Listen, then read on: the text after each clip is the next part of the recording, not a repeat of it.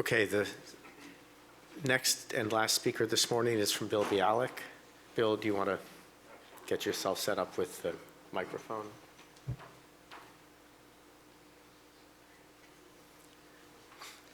Bill may be better known at UCSF than many UCSF faculty. He was really a huge factor in the development of the theoretical and computational side of neuroscience here. We tried to get him to come here. He tells a story about a colleague of his who, writing a letter of recommendation for a job for a postdoc, basically simply said, "You know how we think about him. We tried to hire him." And so I don't have to say any more about Bill. We tried to hire him. Anyhow, Bill is currently at Princeton and a little bit at the City University of New York at the Graduate Center. And I'm pleased that you could come today, Bill.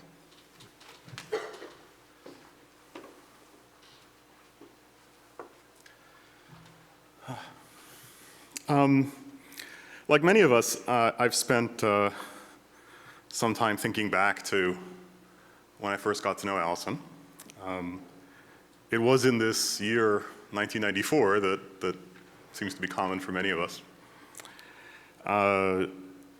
As Steve mentioned at the beginning, she and Ken Miller had come here as new young faculty, and I don't know whether you still do this, but you had this tradition of an annual neuroscience symposium. And I was fascinated by the fact that you gave the task of organizing that to the junior faculty. I mean, on the one hand, you know, junior faculty should be protected from these sorts of things. On the other hand, of course, they actually have different ideas than the senior faculty, so it's a good thing to do. So Ken organized one on theory and computation in neuroscience, and I came out along with David Tank and Roger Traub, I think, and we had a marvelous day. And I wanted to find some photographs of Allison from that period. I'm terrible about taking photographs, and so I didn't have any. I guess this one's already been shown. This is from her Searle. This one's nice, although it's not particularly of her. It's of a group. Some of you will recognize others in the group as well. I liked it because it reminded me of the leather jacket, which was a fixture during that period.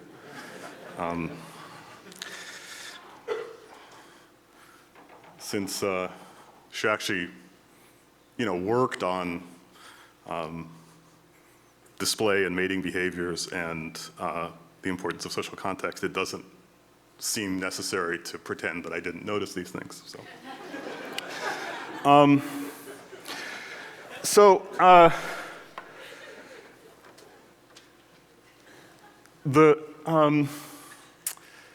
What was amazing was I came, well, actually, let me make a sort of, like everybody, I guess, tossing back and forth between wanting to say scientific things and wanting to say personal things. Many of you know that I grew up in San Francisco, and so coming to visit UCSF was an excuse to come home.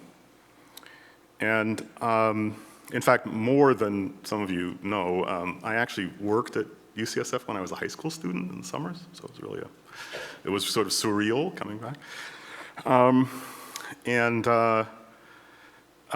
Quickly there was this center established through the generosity of the Sloan Foundation, which provided an opportunity for me to come more regularly. And so my personal relationship, or my scientific relationship with my colleagues at UCSF, and with Allison in particular, is forever bonded in my mind with my opportunity to come home and visit my parents. And the opportunity for our kids to do that and so on. And so it's interesting how our scientific relationships and our personal relationships get intermingled. And of course, seeing Allison was always, with due respect to my other colleagues, was always one of the highlights. And the reason was, going back to that very first time, so 20 years ago, okay, round numbers, I walked into her office. I didn't know a damn thing about birdsong. I mean, I knew that birds sang, but that was about it. And so this is 1994, and in the course of whatever, I think in those days we still actually talked to each other for an hour, right? We didn't do this thing of trying to talk to twice as many people while only talking to them for half an hour. In the course of that hour, we talked about at least these 4 different ideas as they emerged from thinking about what happened in Songbirds. And these are, of course, ideas that were very much, and to some extent still are very much, at the center of many theorists' interests in the nervous system. And it was, for me, the discovery that there was this wonderful system that provided an example of all of these things. And in fairness, I would say I haven't managed to take as much advantage of that as I should have, despite my relationship with Allison.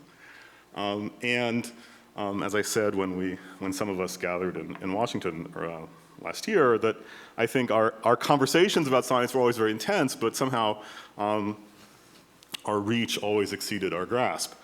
And fortunately, of course, we weren't the only people to notice these things. And a large part of that was because of Allison's incredible force in conveying the beauty and opportunities that the Songbird system provided. I think it's worth saying that in addition to the people who are in the room, I know a number of people who were very much inspired by talks that she gave and so on to in some cases change fields. Sometimes this has amusing consequences. Since I'm friends with all the people involved, I think I can say this. My friend and colleague Michael Fee was working at Bell Labs at the time and casting about for what to do next. And we ran a series of lectures intended for young physicists interested in biology to learn at where I was working then at the NEC Research Institute. And Michael came down and he heard Allison, whom I'd asked to come out and talk about songbirds, particularly in relation to the problems of learning, which was more or less the theme for the week of talks. And he went home to Bell Labs and talked to his boss, David Tank, and told him, okay, now I know what I want to do. And I think many of you know that Michael's gone on to do very interesting things in songbirds, sometimes leading to arguments with the locals, but that's okay. I think that, you know, if you can convey the intellectual opportunities so well that you inspire high-class competition, then you're really accomplishing something. And Allison certainly did that. So anyhow, what I thought I would do is to tell you a little bit about our forays into some of these things. Now, the issue of how one talks about feature selectivity in sensory neurons is something that Frederick's already touched on, and so I'm not going to talk about that. It's also, his doing that made it much easier because this is the thing that Allison and I were trying to do in the last years of her life, to go beyond where we were, and we're not there. So it is unfinished in all the senses. So I'll say a few words about these two things. So, you know, you have to cast your mind back to the early 90s. There was this contrast between the physiologist's toolbox and the ethologist's instincts, which I guess is an unintended pun. And, you know, what I think is interesting about the history is that you know, the push to stay on this side was coming from very different directions. So on the one hand, you had sort of the tradition coming from Hubel and Wiesel, which was very descriptive. And on the other hand, you had the sort of engineering systems identification that said, you know, just use these universal stimuli and you'll figure everything out. And so there was an enormous emphasis on these highly simplified signals, which are simplified in very different ways, right? I mean, the sense in which an edge is a simple stimulus is different than the sense in which white noise is a simple stimulus. But these things all pale in comparison to the signals that organisms actually encounter in the real world. And as Frederick mentioned, just describing the statistics of these real world signals is hard. So why would you want to do this? Well, there's two very different motivations, which are not unrelated. One is that you'd like to do something like quantitative ethology, right? So the intuition that comes from this side is that organisms have actually developed their brains or evolution has selected for brains that actually use strategies that exploit the regularities of the real world signals. An alternative point is that since these real world signals have essentially zero probability of occurring in any of these signals, it might be that the nervous system just does things in response to these signals that you would almost never see it do over here. That's not to say that there's some magic involved, right? It's just that you're taking a system and pushing it into a different regime, and so it starts to behave in a different way. And again, these aren't unrelated. So the idea that we all had, and a key role of we in this case was Brian Wright, who many of you will remember. Of course, this is another great tragedy that befell the laboratory, was Brian's death at a very young age. Brian was one of those postdocs who had come from physics through the generosity of the Sloan Foundation. And the idea was, well, you could focus on particular songs, but there's another thing which one had rather easy access to, which is, you walk into the colony where all the birds are, and you hear this fantastic chattering going on all the time, right? So why don't we just try those sounds as being sort of typical of the sounds these birds might hear, at least in the environment where they grew up. Whether this is typical of where they really grew up is another matter, but okay. And so, these are the kinds of waveforms that you see. One could also think about spectrograms, but let's actually think about just sound pressure as a function of time. Of course, underneath this, there are all sorts of interesting oscillations and so on.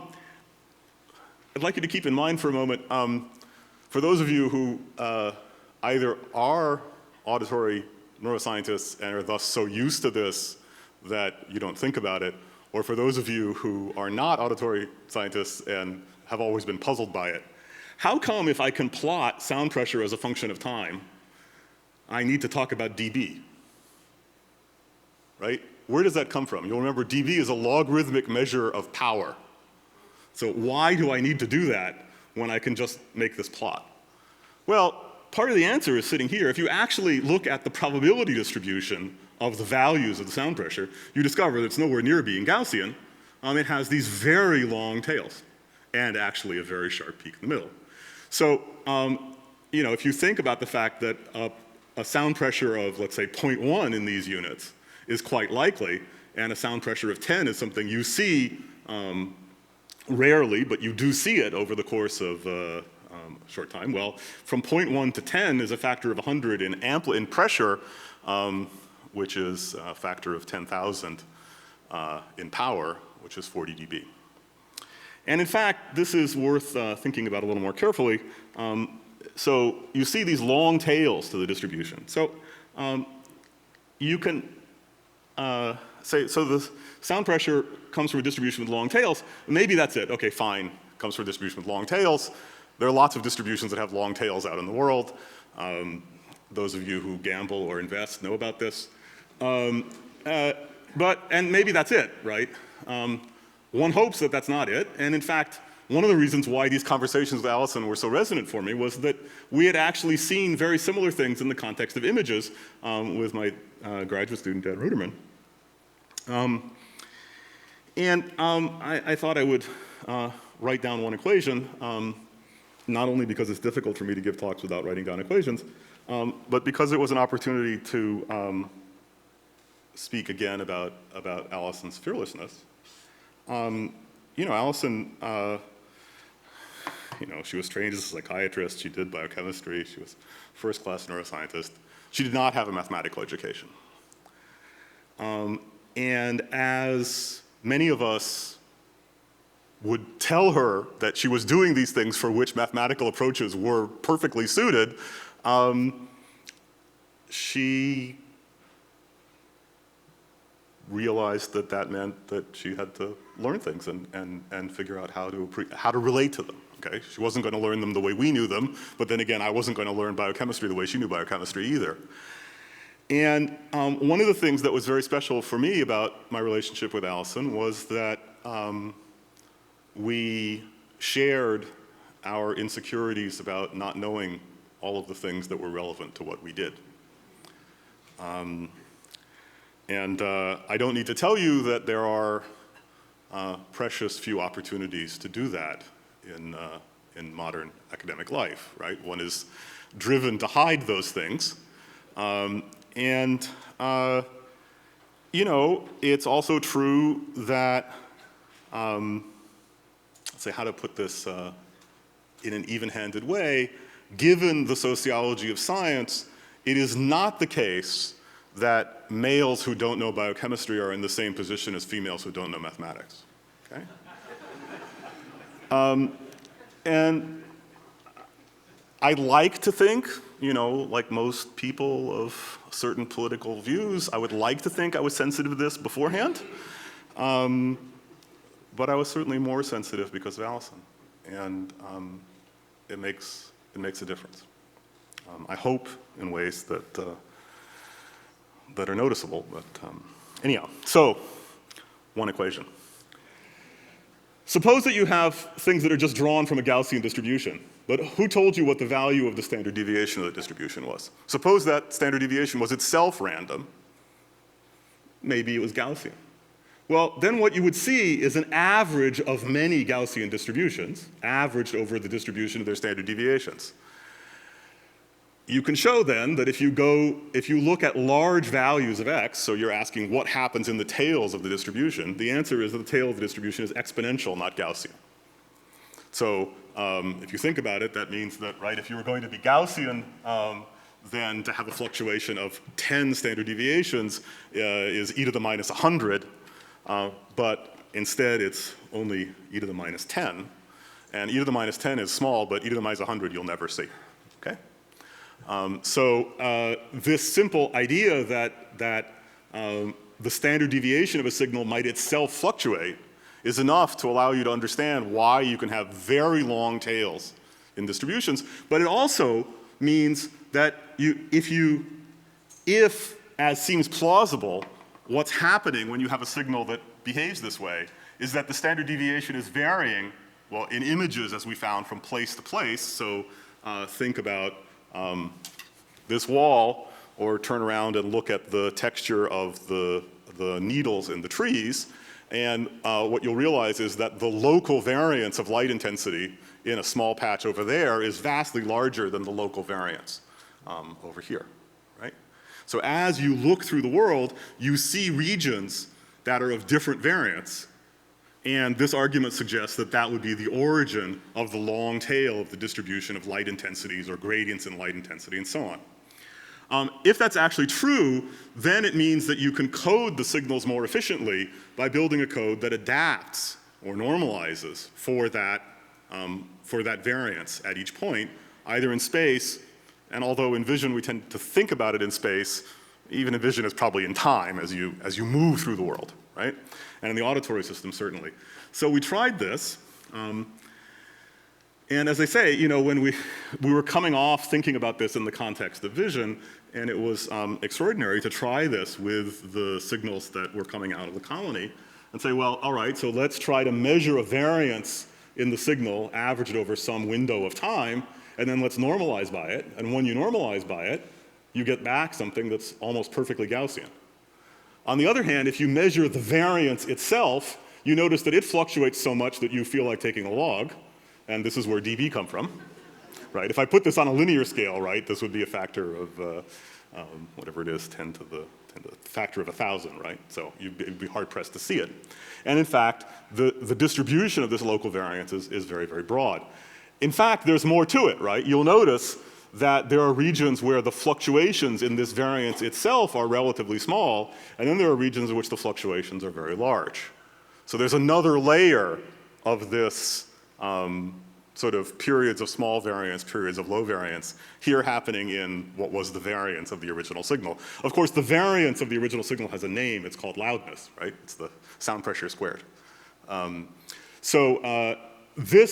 These observations led many of us to think about adaptation strategies that the nervous system would use to encode these kinds of complex sounds. Some of the things that Kathy and Tatiana did were aimed specifically at creating more controlled versions of these signals with which one could actually see these kinds of adaptation effects throughout the Songbird auditory system. So let me then switch and say a few words about the coding of these signals in spikes. Let's think for a moment about the same sounds. If you take these colony sounds and play them over and over again to a neuron in field L, the auditory cortex analog, you see these spike trains, and you notice if you blow these things up that some things are pretty reproducible, other things are not. And so again, these conversations were happening in the early 90s. There are natural questions. Is there actually information in the spike train at very high time resolution? And is that, in some sense, information that you should really think of as being in the timing of the spikes, or is it somehow a consequence of the rapid modulations in firing rate, which is a terribly poorly posed question, but nonetheless one that gets asked a lot. So the strategy seems fairly obvious, and it was obvious to us then. You should just measure how much information these spike trains have. Ask yourself how it depends on time resolution, right? If there's information at high time resolution, then as you improve your time resolution, the amount of information that you find about the stimulus should go up. That's straightforward. And somehow you should be able to compare the information in sequences of spikes to the information carried by individual spikes. So if the timing pattern matters, then there's information in the whole collection of them that you can't get by just adding up the individual contributions. So as I say, although this all sounds straightforward, in the late 1990s, we, in the most editorial of uses of that word, that is to say we in the field, we're just learning how to do all these things.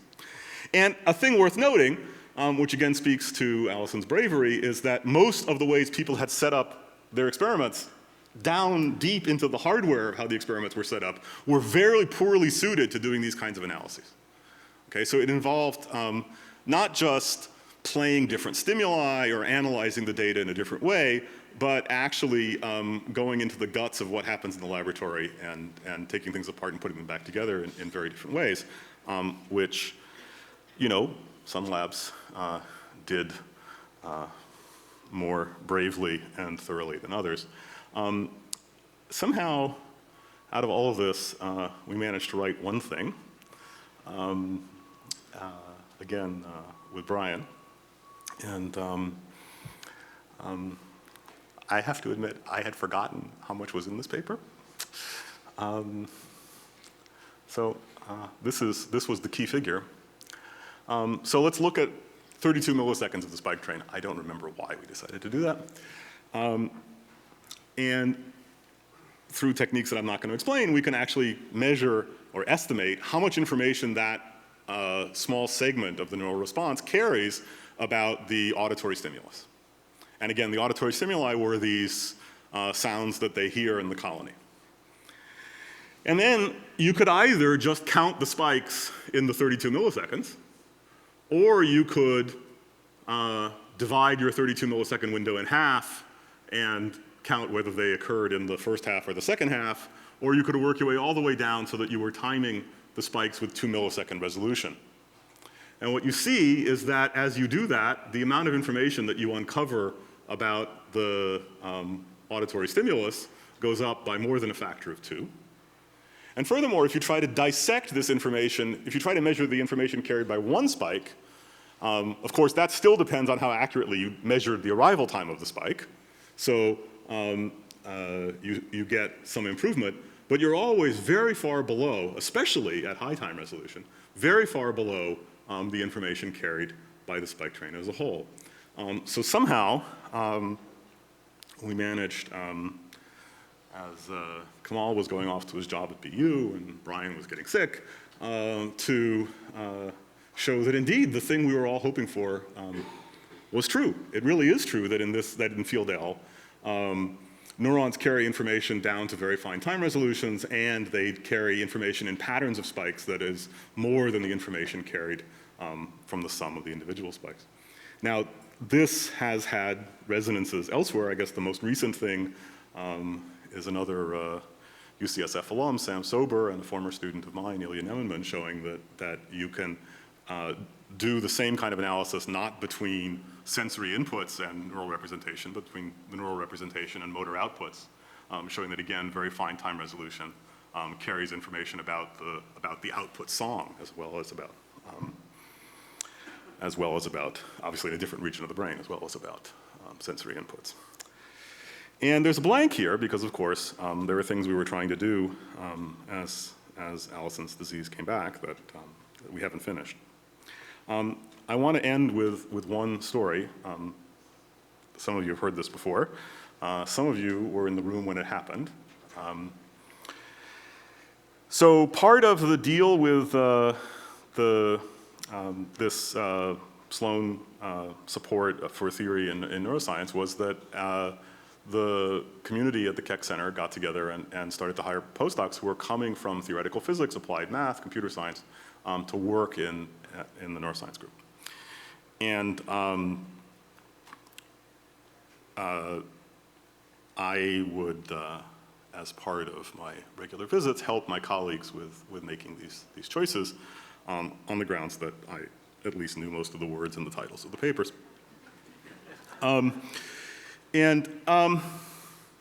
So many of you have engaged in hiring decisions. You know how it works. Let's say, as was true for these postdoctoral positions, you've actually had some flexibility. You were in the fortunate situation that you could hire 2 or 3 people. Okay, now that's something not most people have had experience with, unfortunately, but you can imagine it. And what happens? You've gotten down to interviewing, 10 people for these 2 or 3 positions. They all come to visit. They spend their day or two. Some of them are really good at dinner. And then, you write all the names on the board. And I don't remember exactly what year this was, so I don't know whether any of the people who were postdocs were, their names that are in the room, their names were on the board, so you don't have to worry about that. What happens, right, is that there's 1 or 2 people whom you see and you think, okay, that one's obvious, we all agree. And there's a group that fall off the other end of the spectrum, that somehow, no, everybody agrees that's not right, okay? And then, let's say you were looking for 3 people, there was 1 obvious one, you've got 2 more slots, and there's 4 people who somehow they're in the running, right? And you get to that in 5 minutes. Now, this is the counterexample to the claim that Allison required an hour for every meeting. We had done this every year. This was perhaps the 3rd year. And we got to that point very quickly. Okay. And we all took a deep breath because we know that we're going to be there for another hour talking about these 4 people. And at this moment, Allison looked around as we paused and said, this is the part of the meeting in which you are going to say, and you are going to say, and you are going to say, and you are going to say. And she very succinctly characterized each of our prejudices in hiring. Okay? So, again, some of you were in the room. You may or may not remember her characterization of your prejudices. I can admit to mine, right? I was always arguing for the people who had the, most rigorous, most powerful theoretical training, that they were the ones who were the most likely to be original.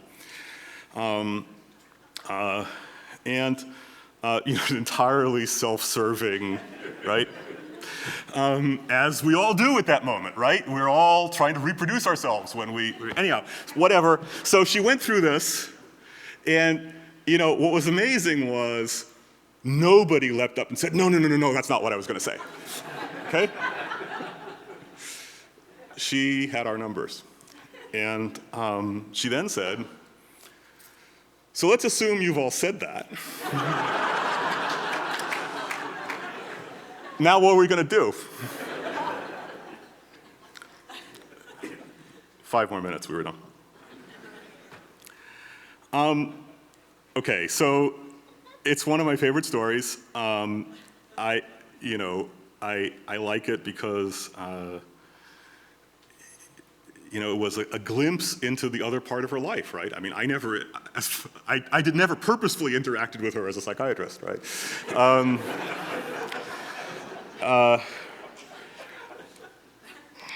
And when I went up to her afterwards, I said, that was amazing I do that. She looked at me and said, valence. Which just goes to show you that there are things you don't learn in your chemistry class. It also,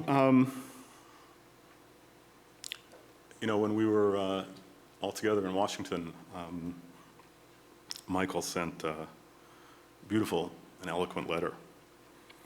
And one of the things that he addressed was Allison's choice to, as much as possible, just keep doing what she was doing in all its aspects, not to look at one part of her life and say, well, okay, since I only have however much time, I'm not going to do that part anymore. And in my mind, that was very much linked to this story about the saving time at the meeting, right? Although, yes, she was deeply concerned about what everybody thought and how everybody felt, and that everybody should be heard. We don't need to do it again every time, right? Because there are more important things we should be doing, and it matters how we spend our time. Being infinitely concerned with the feelings of another person and being willing to spend as much time as it takes to respect those feelings is not the same as not caring how you spend your time. And I think that she taught all of us the importance of holding ourselves to that standard of how we spend our time in relation to our fellow human beings. I certainly value enormously the time that we had. And it is, it's now permanent, right? This period of my adult life in which I would return regularly to my hometown, she was a fixture of that period. And I spent some time walking around, and I look at this place differently because of those 20 years of friendship. So, thanks.